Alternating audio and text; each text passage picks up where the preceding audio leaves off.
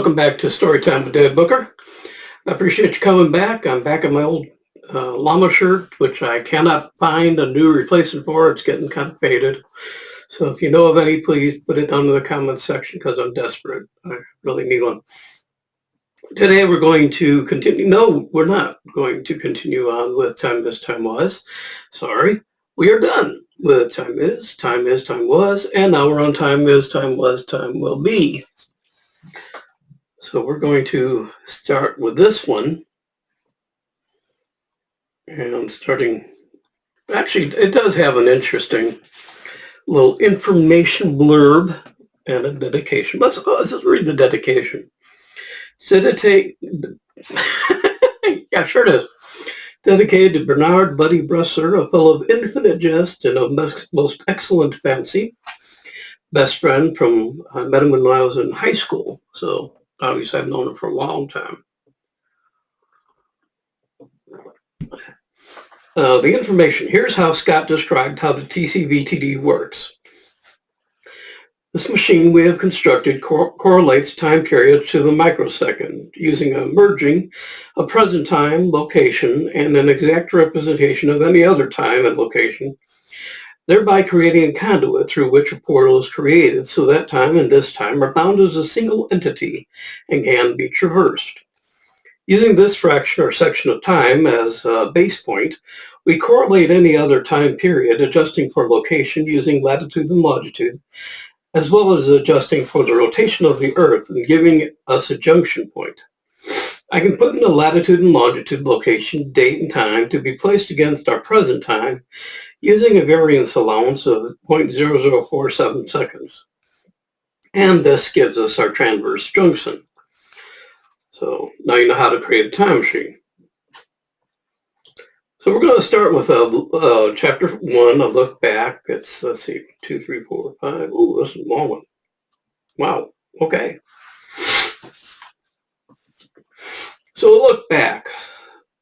Don Skelton drove up the long path to his recently finished old-fashioned style farmhouse home. As he drove up the gravel drive, he passed the lab. This used to be the home of Scott Lemuel, inventor, time traveler, and friend, now living in 79 AD Rome. It was presently being used as the home of the temporal correlation vector transport device, their research room, and museum. Farther along, he passed their barn. It had only 2 horses stabled at present. The other 2 were given to Scott in Rome at his home in the past. Beside the barn was an empty plot that had held a temporary mobile home they had occupied while the farmhouse was being built. There were still bare patches, but for the most part, the space was grassed over. The rest of the drive was bordered by trees on either side. Parking the truck to the right of his home, he looked down to the porch to see his wife, Honey, curled up and swinging on the porch swing, sipping a cup of tea.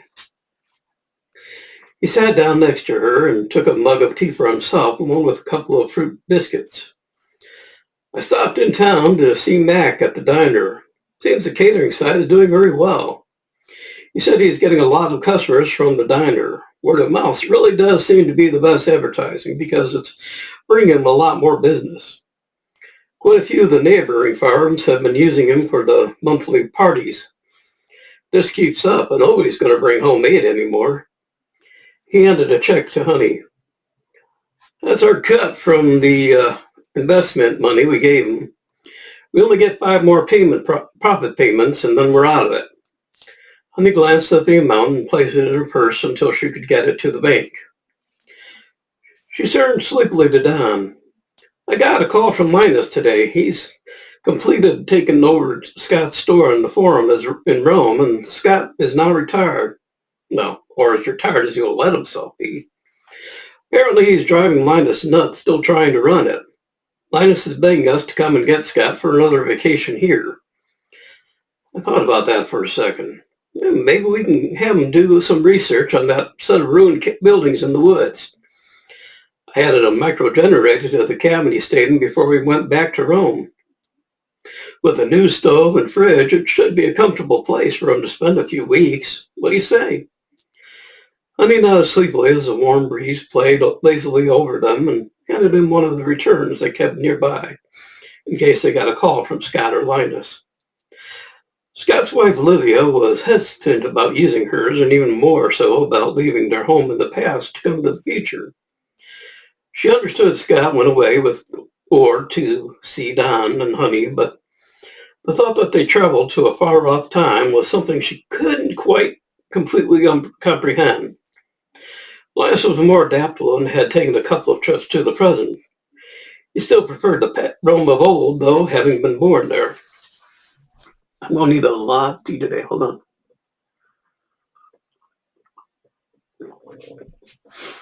Okay. Oh, where am I? Got lost. Down to Scott. Come in, Scott. I waited a bit. Scott doesn't always answer immediately. His familiar voice broke in finally. Scott here. How you doing? How's Rome? Fine, Scott. I responded. I was wondering if you could do us a favor. We have the wooded site pretty much cleaned out, but we haven't been investigated the remains of the village in those woods yet. I was wondering if you wouldn't mind coming back for a while and giving us a hand. It was a chuckle as Scott keyed in. Why hasn't been bugging you to get me out of the way, huh? Guess I have been writing him hard about the shop. He's been changing a lot of things, and I've been trying to rein him in. It might be good for me to get away a bit. I'll check with Olivia and let you know. Over and out. Don stood up and looked at his wife resting comfortably, her dark hair waving gently in the breeze. I'll take one of the horses and ride to the cabin and make sure everything's ready. If I know Olivia, she'll encourage him to take the trip. He always comes back fitter and more cheerful when he's been working on a time project. Honey nodded and took another sip of tea. Don saddled a horse and went across the field to the large woods located on his property. Located inside that wooded area was a patch they had spent 2 years clearing. From appearances, it had used to be a settlement that had been badly burnt. There's only one complete cabin, and from the way it looked, the village must have been around anywhere from the 17 to 1800s. With Scott's assistance, they had cleared and cleaned the cabin and had become his living quarters when he was there.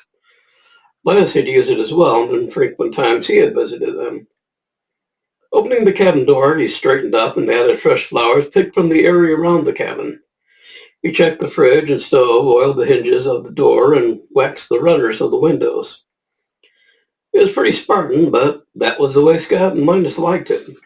We had a few clothes and it was kept ready for them anytime they wanted to visit. Don looked at his surroundings while sitting on the porch. Clearing brush, deadwood, and overgrowth had revealed quite a few more foundations. With more clearing, a small village had been discovered that was far more extensive than was first thought. It seemed that there were 25 cabins.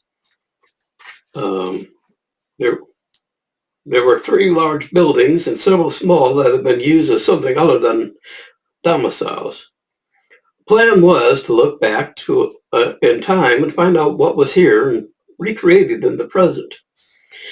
This was the task they intended to give Scott. He could map out the village and find out what buildings were used for. That would be helpful and keep Scott occupied on something interesting and worthwhile. Over dinner, they could discuss his findings and work out a plan for the next day. Eventually, they would visit the past and get the feel of it for reproduction.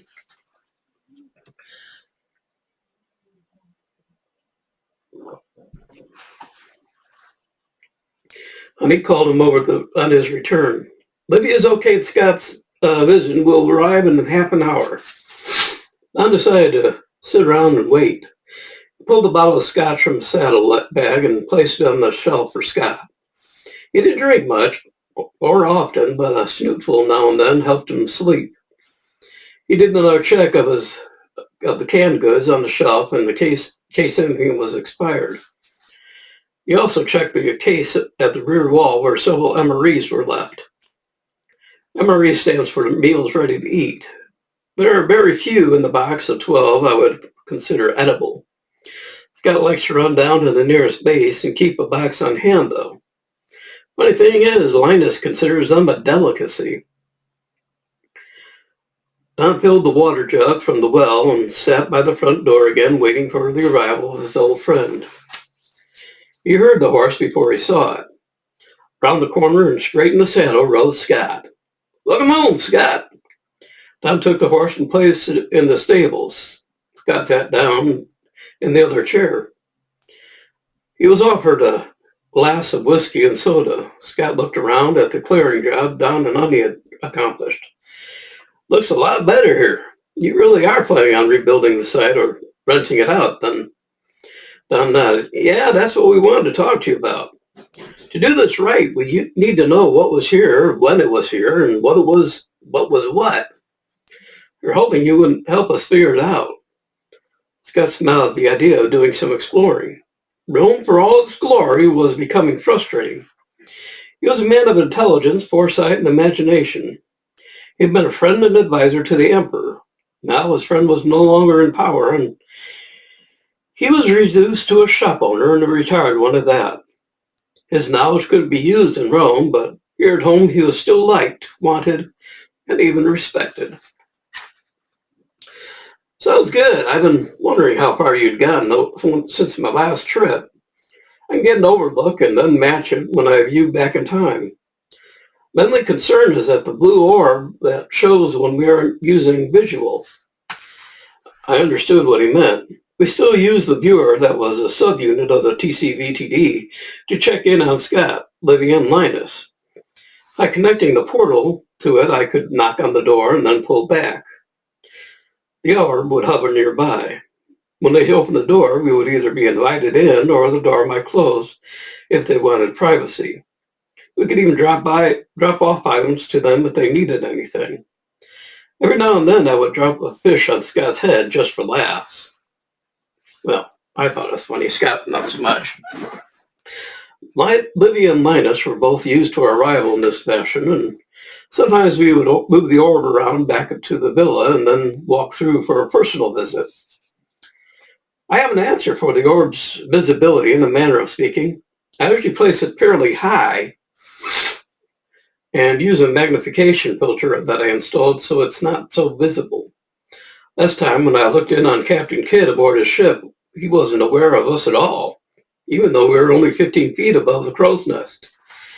I still haven't seen him go to Oak Island yet, but that should be in the next voyage or two. I recently added a back filter on the orb visual crossover circuit, so what is behind the orb is projected in front. There's still a slight hum when it's activated, but from high up it won't be noticeable. Anyways, we should be able to view and not be seen. Scott, darn it.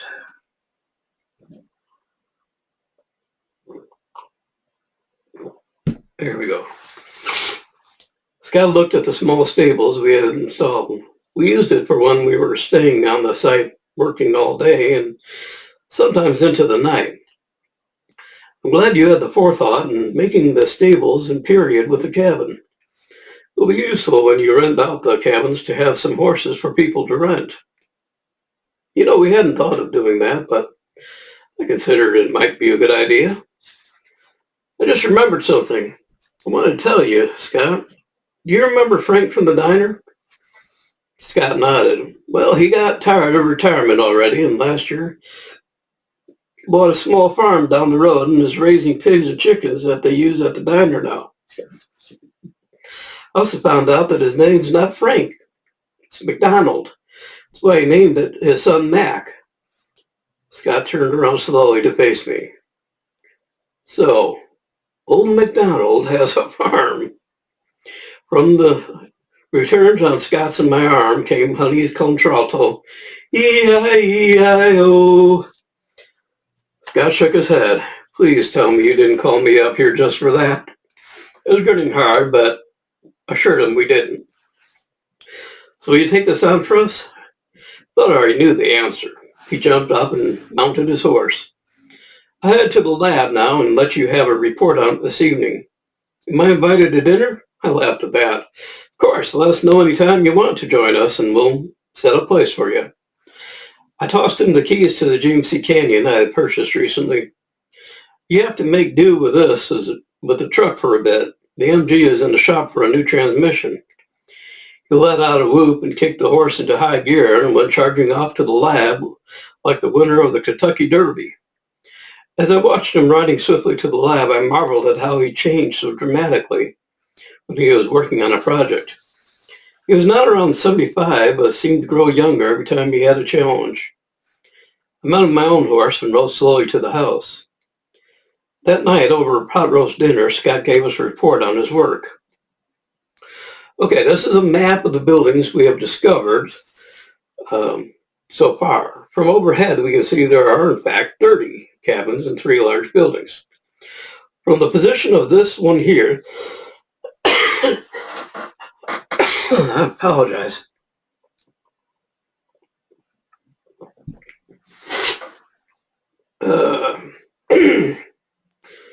From the position of this one here, we point, we'll need more, I'm sorry.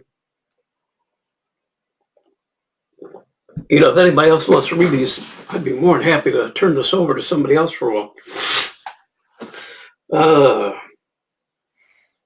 He pointed out with the back of his fork to a large foundation close to the dirt path. I believe this one to be a trading post and or a general store, possibly both. Proximity to the road would make it accessible for trade. This next medium-sized foundation seems to me that it would be a mill and grain storage. The facility is close to water and there are remnants of stone that are of a type used for grinding, and I have marked some that if pieced together would form an almost perfect circle. The longest of the larger foundations I believe to be a general meeting house. My reasoning on this is due to its centralized position close to the housing units. Oh, over here to the side nearest the stream, you'll be happy to hear, I believe they had a small blacksmith shop. We're not in agreement with his assessment. I want to program the viewer to recognize this pattern and then set it for a yearly retrogression starting today to see when this was a viable community. It will detect the period when this was abandoned and why. I can program it to let us know when it's found it. Then, once we know what happened, we can go back, say, 5, 10 years, and see it when it was a going concern. I dug out a laptop I had interconnected with TCVTD and gave it to him. Oh, no, we have given the TCVTD, Temporal Correlation Vector Transport Device, the name of Fred, so if we are on a time trip, we can talk about it openly without anyone being the wiser. You can use this for your inputs. It's connected to Fred. I recently acquired more storage and program boards, so we can continue to expand its capabilities. Scott brought up a TV tray and placed it beside him at the table. He started inputting his program while we ate and talked. It took him about 20 minutes to enter what he needed to. He was done before dessert. I have it working on the problem now, and I have it also set as an audible signal, so when it finds what we're looking for, it'll let us know. For dessert, Honey brought out her mandatory pie. This is a pie of Honey's own creation. It contains a mixture of cherries and mandarin oranges with a sugared puff pastry crust. It's one of her favorites, and with Honey's kind permission, I have added the recipe at the end of the book, and I'm not kidding. Here it is. Where is it?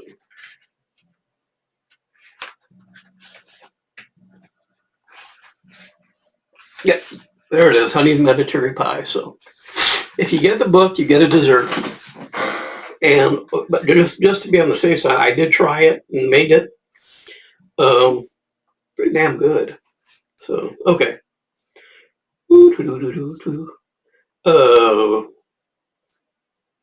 I got some vanilla bean ice cream to have with it. As we ate, we suggested possible reasons for the village's abandonment.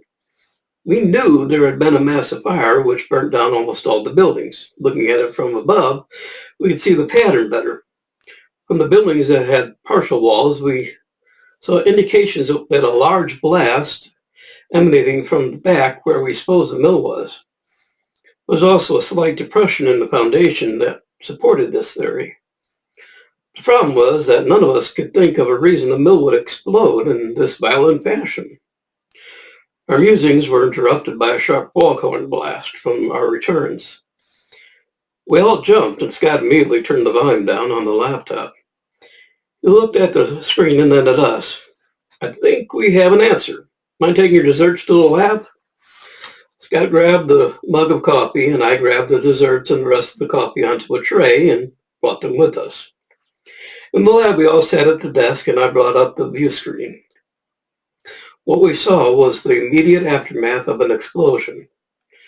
On the screen were people standing in the field nearby and shattered, burning cabins where the village was. The building most damaged was the one we assumed to be the mill.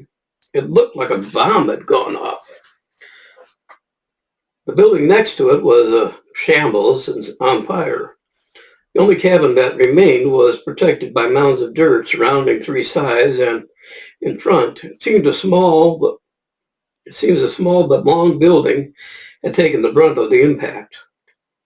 We slowed the image down in reverse till we could see the time before the impact. Scott pulled the viewer back to show a wider area. Raising the image showed a time at 2 hours 35 minutes before the explosion. It seemed that everyone was outside, away from the area in the field, from the looks of things, having a party. Scott started to go ahead by 5-minute increments. On the left side of the screen at -2 minutes, we saw on the screen a bright light emanating from the mill. As we went forward in 10-second intervals, we saw the mill explode in a ball of fire that blew it apart and set fire to the buildings next to it. This building must have had something highly flammable. We assumed lamp oil, as it also exploded into the air, spreading fire and wood in all directions. Several of the nearby cabins were immediately engulfed, while those farther were damaged more by the force of the explosion than the fire. We went in reverse and looked again at the field. As the initial explosion hit, everyone dropped to the dirt. Tables were blown over and people lay there covering their heads. Parents shielded their children with them under them or by laying in front of them.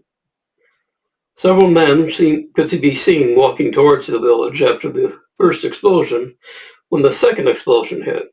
The ones walking towards the village were blown off their feet and people began dropping again and covering. Within moments, the fire was raging out of control and people grouped together watching in terror. Excuse me, I'm sorry. I saw several try to get to the well, but the heat was too much for them. In 2 hours, the fire died out and several people gathered up the courage to explore the remains of the village. There was nothing left of the buildings except the one.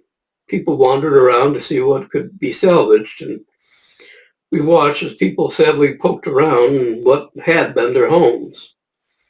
We sat and watched as the evening wore on, darkening so that by the glow of improvised torches, we watched everyone gathered again in the field and take count of who was there and, more importantly, if anyone was missing. As we watched, we saw an old man flop down on the ground, his head in his hands and shoulders shaking. A young girl took his hand and walked towards one of the farthest cabins. They seemed to be doing a thorough search of the area. The young girl suddenly tensed and then ran to the farthermost cabin where a partial back wall was all that was left. Beside the wall was a large mass of bricks. The old man ran as fast as he could and joined the girl in clearing the bricks. Several people came to help. We watched as a pile of bricks quickly dissipated. Under the bricks was a long, low stool. 2 people lifted it up. The old man was shaking hands, retrieved a small object wrapped in a cloth. Honey, Scott, and I all held our breaths. He peeled the cloth back, and a furry face licked him enthusiastically. A cheer went up from everyone as man, girl, and the dog walked happily back to the group. I'll get a drink, hold on.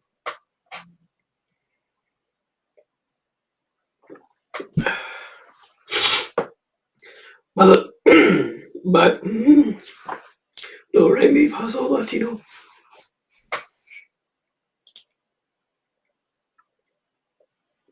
If you know a good cure for this besides just honey and lemon in your tea, let me know because I could really use something. By the torch lights, we watched people gathering up what they could from the remains of the cabins. We saw them place what food they could find and wrap it in bundles. In the field was a long flat cart that was attached to the 4 horses. People placed what they collected onto the cart, then the cart were led to the road.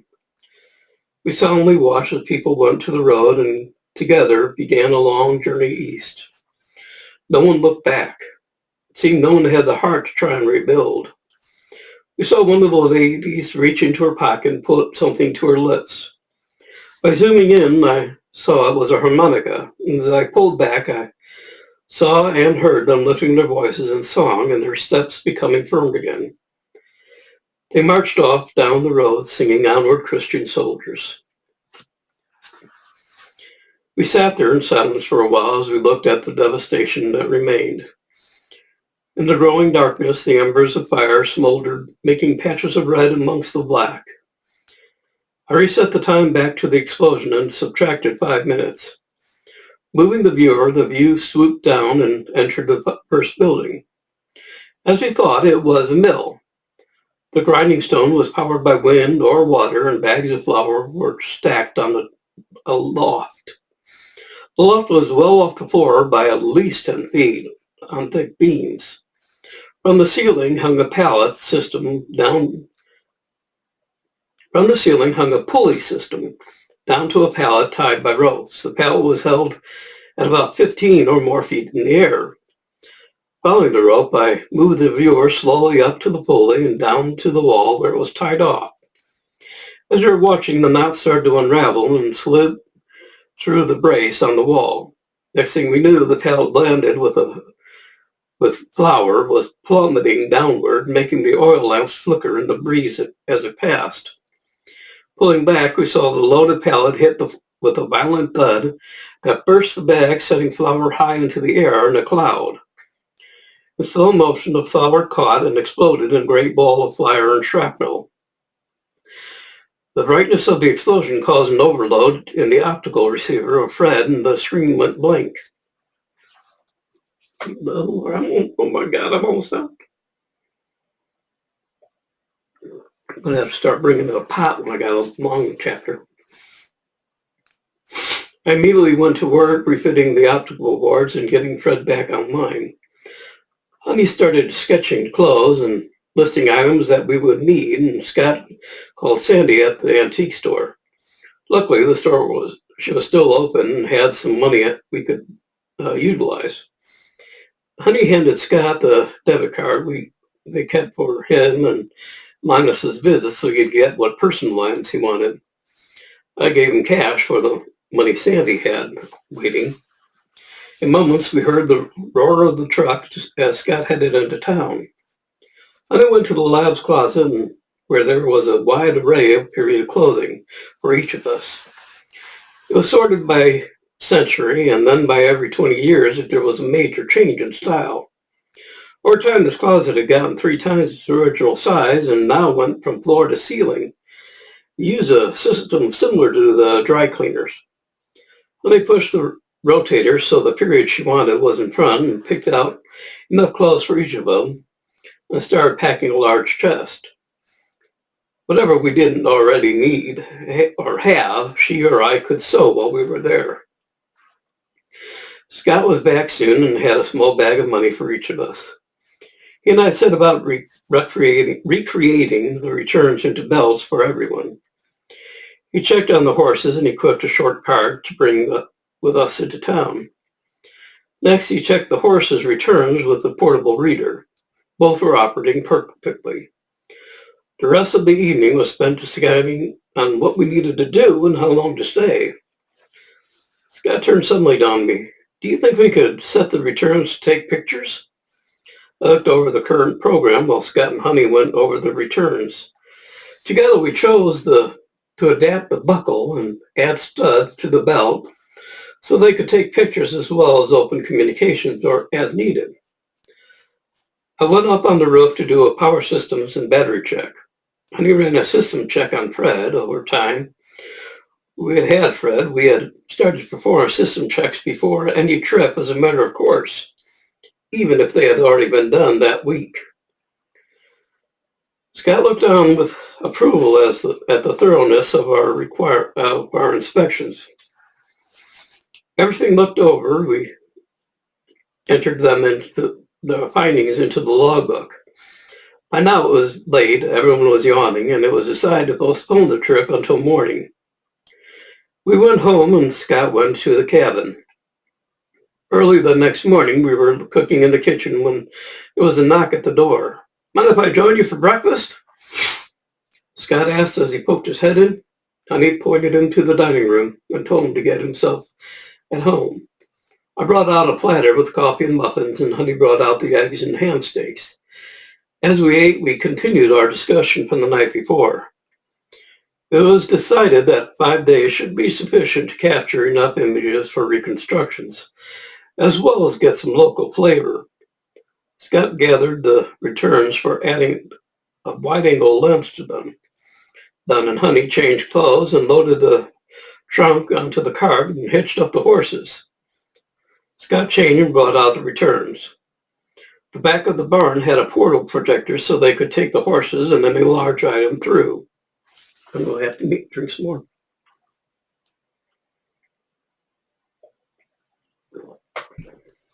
Okay.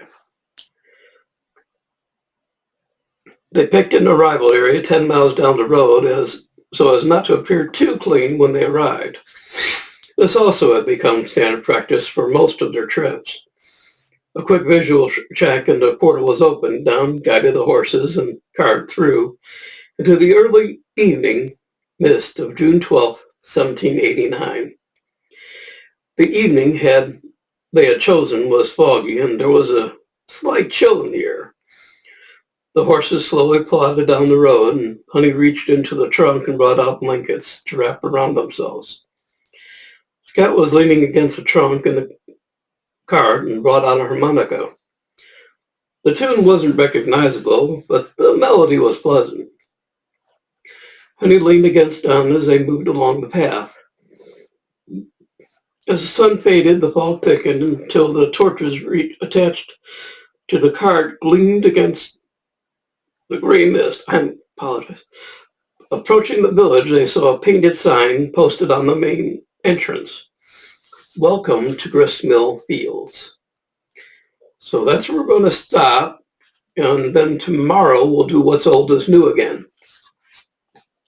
So that is the start of Time Is, Time Was, Time Will Be. And we're going to work our way through them all. So we got a lot more to do. I appreciate you coming by. I appreciate you visiting. And I apologize again for my voice not being up to snuff. Hopefully something can change and I can talk better. But in the meantime, we're just going to press on. That's what we'll do. If you have any suggestions of other books to read, let me know. I'd be more than happy to read one of your books if you're an author. Haven't done that in a while and kind of miss doing that, like sharing new authors with my friends. So until tomorrow or the next time I do another reading from this book, take care of yourselves, and I hope you'll be here with me next time on Storytime with David Booker. Have a good day.